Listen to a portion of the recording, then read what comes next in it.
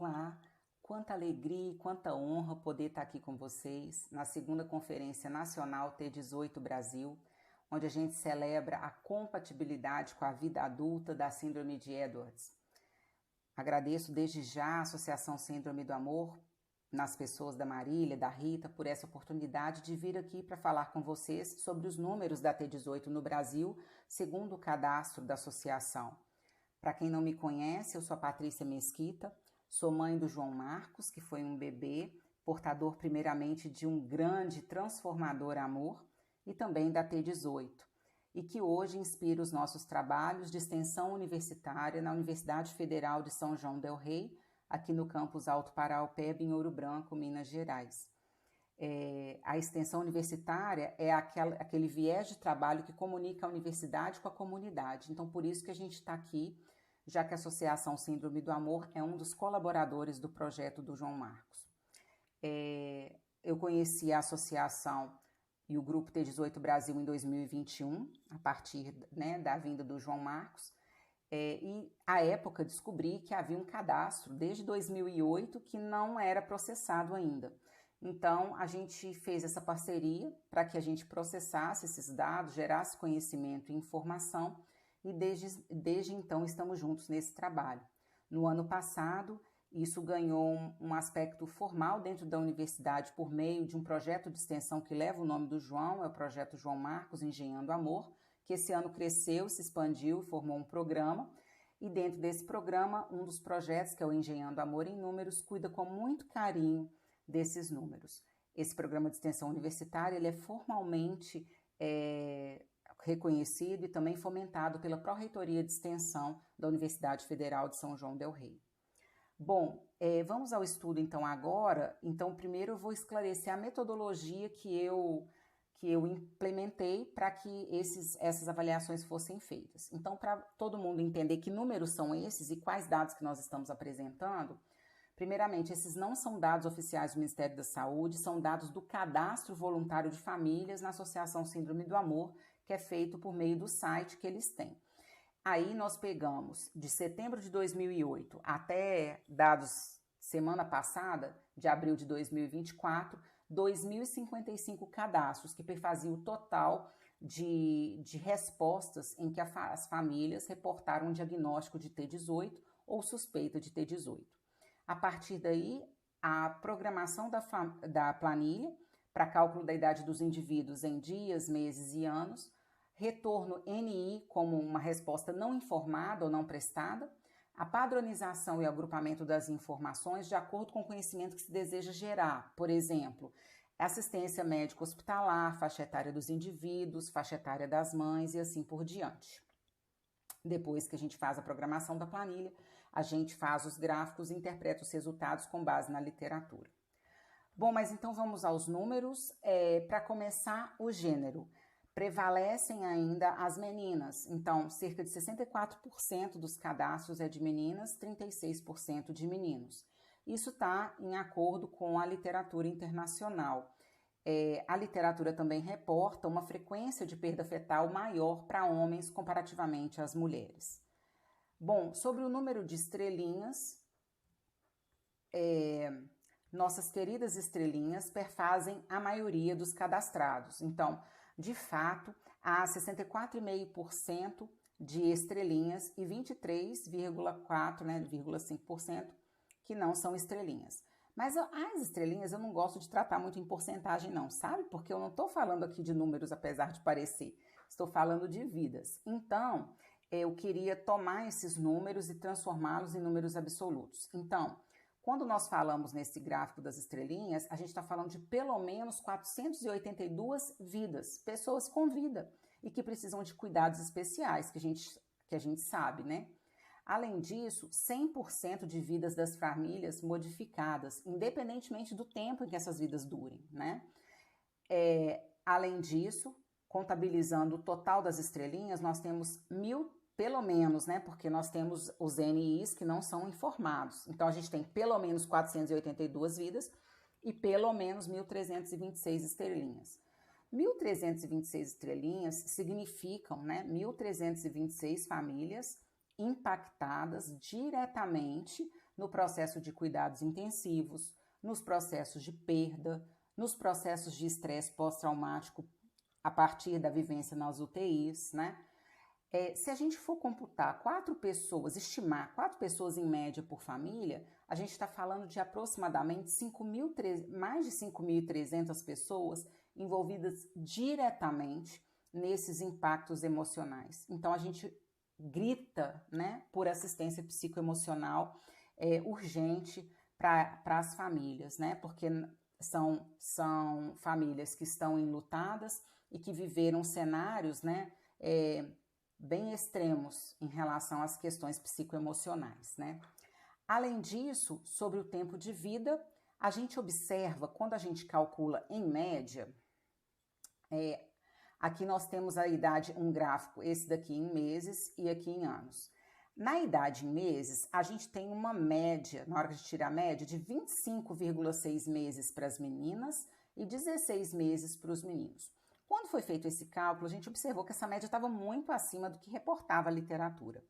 Dessa forma, ao fazer os estudos de mínimo e de máximo, nós observamos que os máximos estavam puxando muito os dados da média para cima.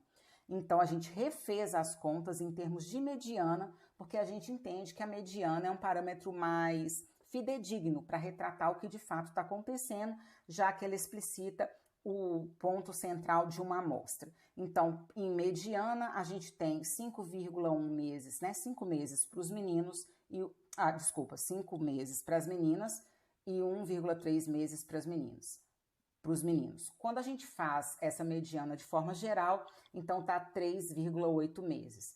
Estratificando por gênero, quando a gente compara essa mediana com os estudos feitos até o ano passado, a gente observa um aumento de 4,8 até 2023 para 5,1 meses, agora até 2024, e no sexo masculino de 1,2 para 1,3 meses, né? A gente observa ainda que nos nossos estudos de máximo, a gente obteve extremos de idade, com idade chegando superior, né, a 30 anos e 40 anos de vida.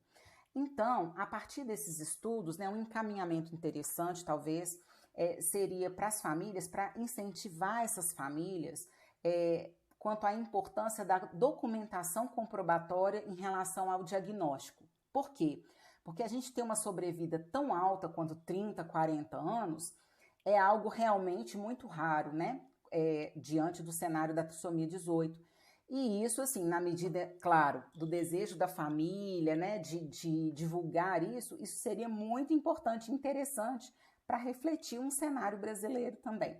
Então, aqui eu né, faço essa, sugestão às famílias, né, se assim eles desejarem, de confirmarem esse diagnóstico à associação, o que permite, inclusive, né, a gente dar essa informação de uma forma mais correta, precisa, tá?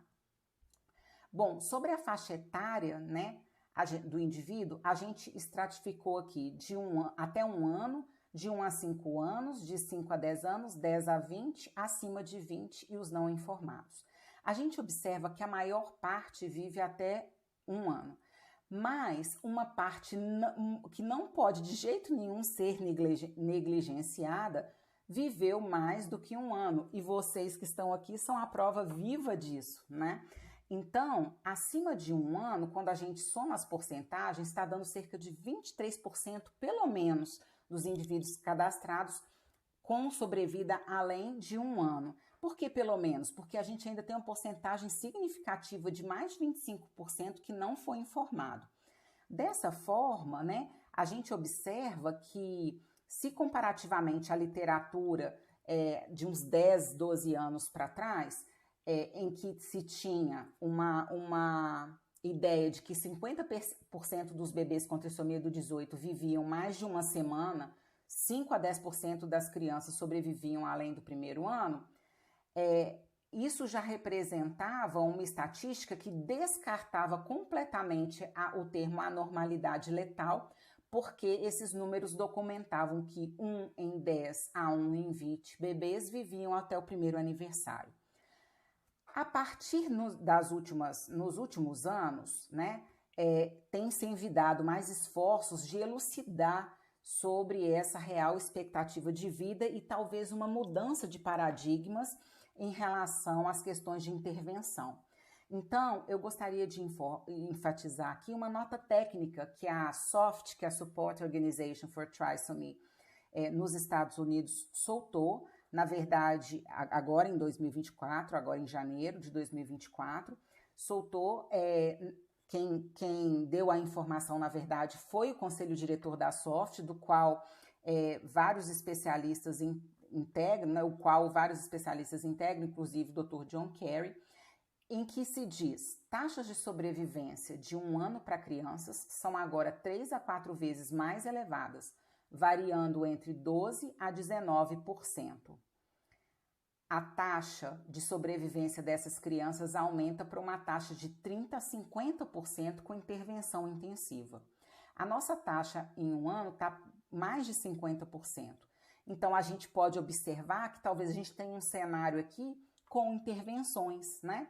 E, além disso, é interessante a gente observar que, hoje em dia, a própria literatura internacional, em que o cenário é completamente diferente do cenário brasileiro, já reporta 3 a 4 vezes mais sobrevida, né? E aí, eu ressalto aqui que, acima de 1 ano, nós temos aproximadamente 23% crianças cadastradas ou mais, crianças, jovens e adultos ou mais, tá bom? Muito bem, sobre as mamães agora, né? A gente tem a faixa etária das mamães. Quero esclarecer aqui o seguinte, né? Nos nossos números, a gente obtém praticamente 50% das mamães com idade superior aos 35 anos. Porém, uma parcela muito grande ainda, pelo menos 34%, de mamães com idade inferior a 35 anos quando tiveram, né, suas gestações T18. O que a gente observa na literatura é realmente a literatura reporta uma tendência, né, a um aumento de probabilidade de ocorrência de trissomias e condições genéticas distintas com o aumento da idade materna. Mas isso também é válido para a idade paterna. Há estudos mais recentes que verificam a influência da idade paterna também na ocorrência de trissomias. De toda forma, apesar disso ser, né, uma verdade, digamos assim, científica, eu desejo encorajar um olhar de, né, isenção de culpa para essas mamães com gestações mais tardias, porque existem várias mamães mais novas que também tiveram seus filhos T18. Então, mamães de 14, 15, 16 anos, 20, 30... na distribuição da idade, a gente observa que, de fato, os picos foram atingidos para as idades de 38, 37, 38, 39, 40 anos, né?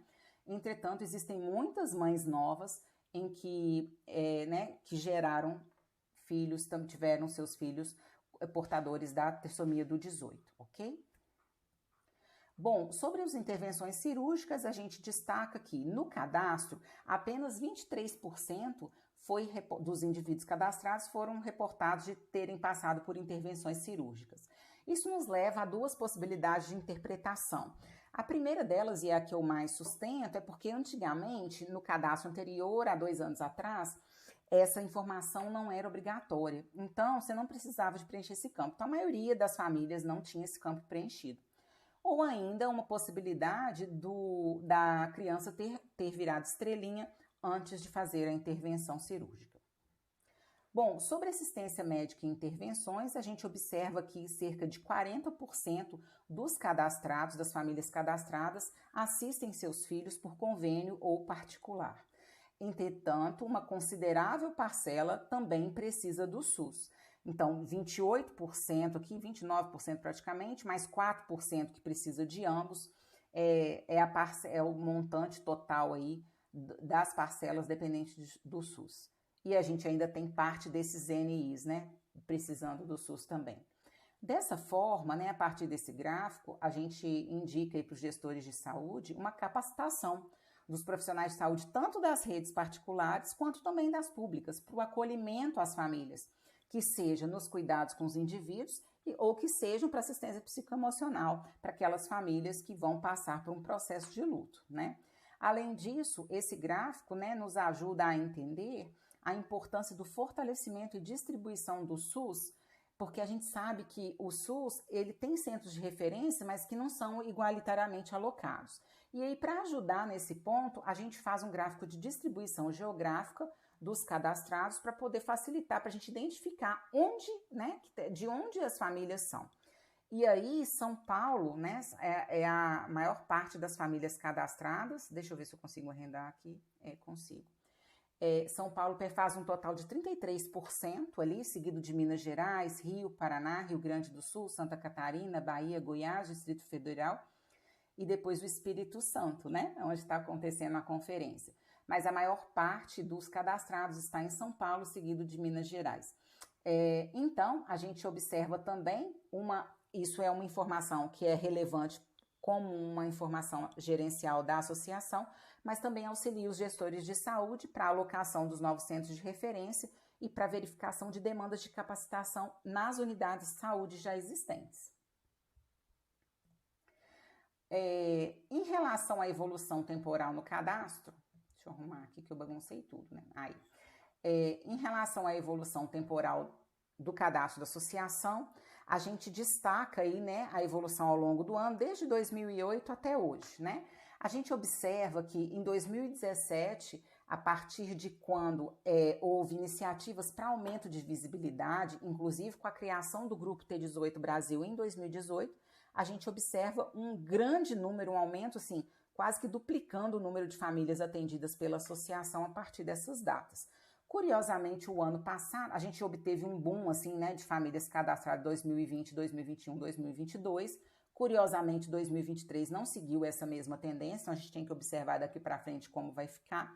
E agora, em 2024, está apenas com 56, imagino, porque esteja bem no comecinho do ano ainda, né? Estamos em maio, né, no começo de maio.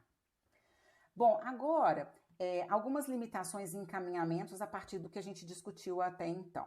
Bom, esses números, né, eles são gerados a partir do cadastro voluntário das famílias na associação. Então, é necessário que conheça-se a associação, que se cadastrem voluntariamente, que se desejem cadastrar. Então, são números que não têm base nas informações oficiais. São números com base nas informações prestadas pelas famílias, que a gente acredita que estejam corretas, né, estejam verdadeiras, tá? Existem também algumas limitações em relação à interpretação de algumas das informações, especialmente nos anos anteriores a 2022, em que ainda uma boa parte do cadastro não era muito objetivo, então a gente precisava de entender o que a família estava respondendo, né? Mas isso se ajustou a partir de quando a gente obteve um cadastro de uma forma mais objetiva. Ainda, esses ajustes do cadastro possibilitam, né, minimizar os erros, então, por causa das respostas objetivas, então minimizam os erros na compilação dos dados e principalmente na interpretação e leitura das informações.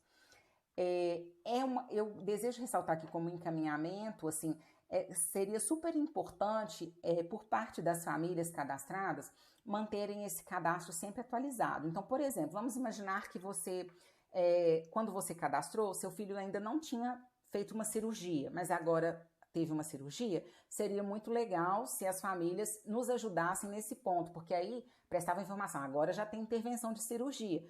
Porque aí a gente fica retratando a informação da forma mais real possível, da forma como está acontecendo. A mesma coisa para números de estrelinha. Às vezes, quando você cadastrou a criança, né, ou o portador, ele vivia, aí agora, depois, né, virou estrelinha. Então, seria interessante se fossem avisados, né, na associação nesses casos, porque aí gera-se um cadastro o quanto mais fiel à realidade, melhor, mais informações precisas a gente vai ter para poder embasar, né, os nossos estudos. Além disso, como eu também já falei, e aí eu aproveito aqui essa reunião de famílias de jovens e adultos, né, com a T18, a importância na parceria das famílias para a obtenção dessa confirmação do diagnóstico pelos motivos que eu já falei, porque realmente esses extremos de idade não são comuns. Então, a gente ter vocês aqui no Brasil é um privilégio, né, em termos de estudos de caso. Então, assim, dá para fazer algumas coisas em relação a aumento de visibilidade, mas desde que as famílias desejem partilhar, né, voluntariamente, claro, né, desejem partilhar essa informação e, claro, seguindo toda a lei de proteção de dados, a questão dos códigos de ética e tudo, mas com essa confirmação do diagnóstico que seria muito importante para os próximos passos, né? Bom, indo para as minhas considerações finais, mas esse não é o último slide, né? Esse aí é o João Marcos, para poder mostrar para a gente que eu não estou falando aqui sobre números, né? Eu estou falando sobre vidas, né? Eu estou falando dos números para encorajar o cuidado e o acesso a uma informação atualizada que pode salvar vidas, né? Os números da associação são uma preciosidade que a gente tem, esses cadastros, porque eles retratam para a gente a nossa realidade brasileira. A literatura internacional muitas vezes faz esses estudos com base em países, né? Esses estudos são de países em que tem fetos que são retirados pelo simples fato de descobrir-se o diagnóstico, né? Então, se a criança tem o T18, então o encaminhamento seria o aborto, muito embora isso está mudando, que eu vou falar com vocês daqui a pouco. Mas a nossa realidade brasileira ela é diferente, né? Então, às vezes, a abordagem que a gente tem aqui, na verdade, e a gente fica sempre tendo como base esses artigos científicos de outras realidades. Então, esses números que a gente gera aqui servem, né, para nos dar alguns indícios, né?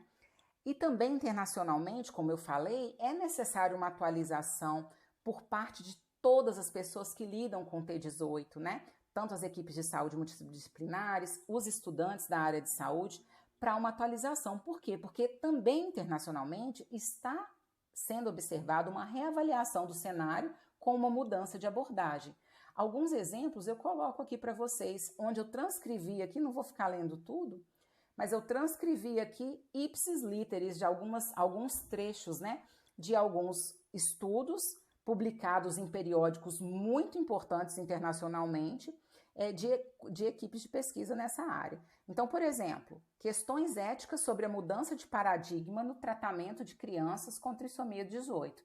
Esse é um artigo que saiu em 2020 no European Journal of Pediatrics, desse grupo de pesquisa aqui, não vou falar o nome de todos os autores, deixei aqui ipsis literis aqui com a capa do original do artigo também. E aí, o que era conhecido segundo os autores? Que a trissomia do 18 era considerada uma doença incompatível com a vida. O que é novo? Não é mais considerada uma doença letal. O tipo de intervenção médica que deve ser realizada é o que está sendo discutido agora. Então, se é cuidado paliativo ou se é intervenção, se é uma abordagem intervencionista. Então, isso que reporta esse artigo de novidade. Além disso, nós temos aqui também outro artigo científico de 2022, eu trouxe alguns exemplos apenas, né? Mas só para vocês entenderem do que eu estou falando. Trissomia do 18, quando o diagnóstico é compatível com a vida, de um grupo de pesquisa de Portugal, é o que está dizendo aqui no artigo. O que era conhecido segundo o artigo? Que o aumento da sobrevida e a alta morbimortalidade da trissomia do 18 ainda acarreta e exige deliberação cuidadosa sobre o uso de tratamentos invasivos. O que é novo? O que os autores reportam que é novo? Que os estudos recentes mostram que os rótulos de incompatível com a vida e letal não são adequados, estabelecendo a necessidade de mudança dessa realidade. É o que a gente está vendo e celebrando aqui hoje, né? Aí, nesse novo escopo, né, a gente observa, nesses próximos passos de caminhada incansável que a gente tem, a gente observa a necessidade de deixar isso muito claro e evidente e fazer um levantamento desses estudos mais recentes e atualizados para a formação dos estudantes da área de saúde, né, também dos profissionais que desejem se atualizar. E aí, com isso, nós, do programa João Marcos Engenhando Amor e também a Associação Síndrome do Amor, por meio do Grupo de Trabalho Científico, também a Ciência Rara, por meio de sua representante Michele Detoni, estamos numa parceria com uma nova frente de trabalho aí que se chama Informação. É uma ação para formar e informar melhor e de uma forma mais atualizada todos aqueles, tanto a comunidade quanto os profissionais, todos aqueles que desejarem se atualizar. Então, aí eu estou dando um spoiler de uma postagem que vai sair agora em maio ainda, que saiu, né, na Revista Americana de Perinatologia, agora em 2021, que é de autoria do Dr. John Carey, exatamente comentando sobre T18 e T13, mudança de paradigma nos cuidados, Então, a ideia é que a gente faça essas publicações na intenção de manter a comunidade, tanto informação, a comunidade acadêmica e também a comunidade em geral, informada sobre o que está mais novo, né, no cenário internacional, nacional, enfim, no que for publicado cientificamente, né, para que a gente sempre se atualize e consiga, a partir dessas informações, traçar planos de cuidado interessantes, traçar algo que possa gerar benefícios, né, para os portadores, cada vez, né, mais benefícios para os portadores da trissomia do 18, tá? Essas postagens vão estar no nosso Instagram, a gente vai lançar as postagens em colaboração, então nosso Instagram é @engenhandoamorjm, pode acompanhar por lá. Pode acompanhar pelo Instagram, @trissomia18, @T18Brasil, @síndrome do amor, @ciência rara. Todos os Instagrams nossos, a gente vai lançar essas publicações em parceria. Então, se vocês desejarem, vai ser uma honra ter vocês, né, acompanhando essas séries aí que a gente vai fazer para prover conhecimento e informação de qualidade. Bom, então agora, para fechar minha apresentação, eu desejo agradecer, porque tudo isso é construído junto com muita gente, né? Queria agradecer nominalmente a toda a equipe do programa João Marcos Engenhando Amor, aos nossos alunos, colaboradores, que são Beatriz, Laura e Vitor, alunos do curso de Engenharia Química, Pamela, aluna do curso de Engenharia de Bioprocessos, Lorena, aluna do curso de Medicina, a nossa psicóloga Marcela Guedes, que é colaboradora no projeto, atua no Centro Materno Infanto Juvenil, aqui no Espaço Vita, onde atende principalmente mulheres em luto neonatal, luto gestacional. As professoras doutoras Daniela Fabrino, Mariana Garabini e Yara Lopes, que são colaboradoras no projeto, professora Daniela, do Departamento de Engenharia de Bioprocessos, professora doutora Mariana, do Departamento de Estatística, Física e Matemática, professora doutora Yara Lopes, do Departamento de Ciências Naturais. Eu coordeno o projeto com muito orgulho.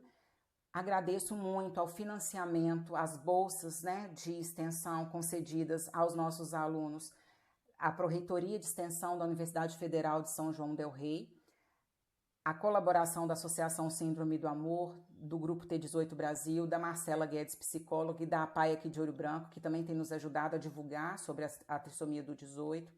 Agradeço aos nossos apoiadores, que sempre colaboram com as nossas ações. Então, Ciência Rara, na pessoa da Michele Detoni, gratidão, Michele.